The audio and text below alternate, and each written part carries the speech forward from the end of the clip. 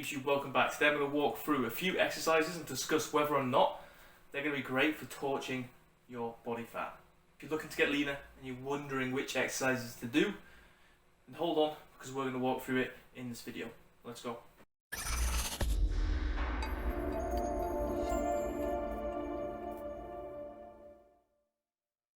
Okay, first and foremost we have squats. A movement that we're probably all very familiar with, a very complex movement. You know, it's involving a lot of different muscle groups, it's involving a lot of different joints, it's involving a lot of different moving parts, okay? Now, squats, as again we probably know, are going to be great for targeting stuff like quads, glutes. But in terms of fat loss, is it going to be great for helping us torch body fat? Well, by itself, squats just in general, by themselves for fat loss, are going to do absolutely fuck all. Secondly, we have push-ups. Again, another movement that we all might be very familiar with, okay? A movement that you can do at home, movement that you can do in the gym, a nice body weight exercise, okay? That is actually quite difficult, especially for beginners if you haven't done it for a while. Now, is it great for fat loss? By itself, without anything else considered? It's going to do fuck all. Next up we have lunges.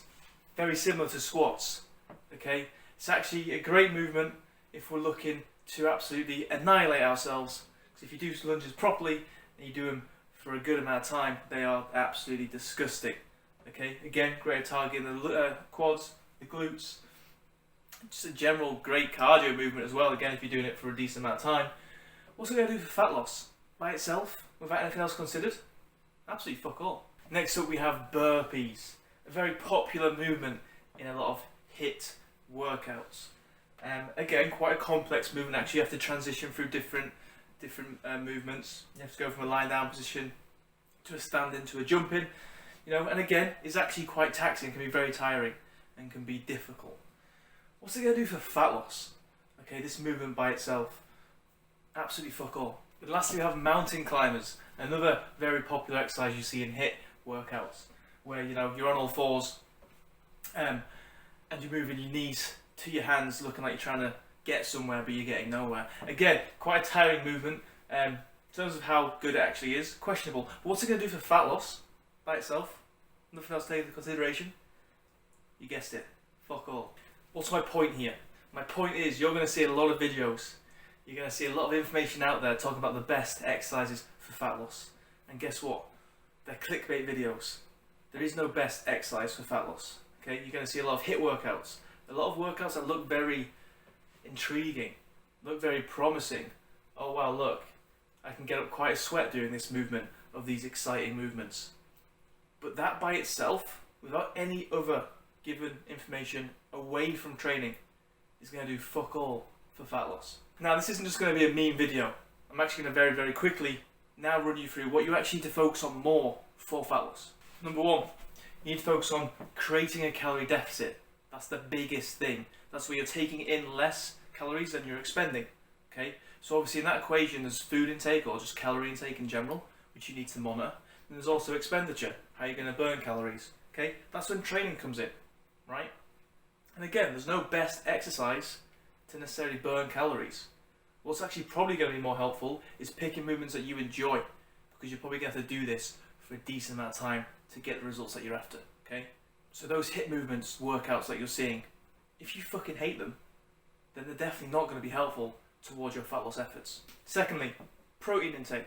Okay. Now the reason why I talk about protein intake is because it's going to be useful for helping us retain muscle mass. If we're going through a fat loss phase, we want to burn body fat, but we want to maintain muscle mass. Okay, because a lot of us, when we go through a fat loss phase, have this picture of how we want to look afterwards, and it requires a certain amount of muscle definition. So we don't want to lose muscle mass through our fat loss phase. Secondly, it's also going to help with hunger management. Okay, when we're going through a fat loss phase, hunger is probably going to be there because we're taking in less food than we're burning. Okay, so it's going to help with hunger management. Thirdly, resistance training. This is when you are looking at what training you want to do, this is something that you probably do want to take into consideration. Okay, you probably want to include some form of resistance training.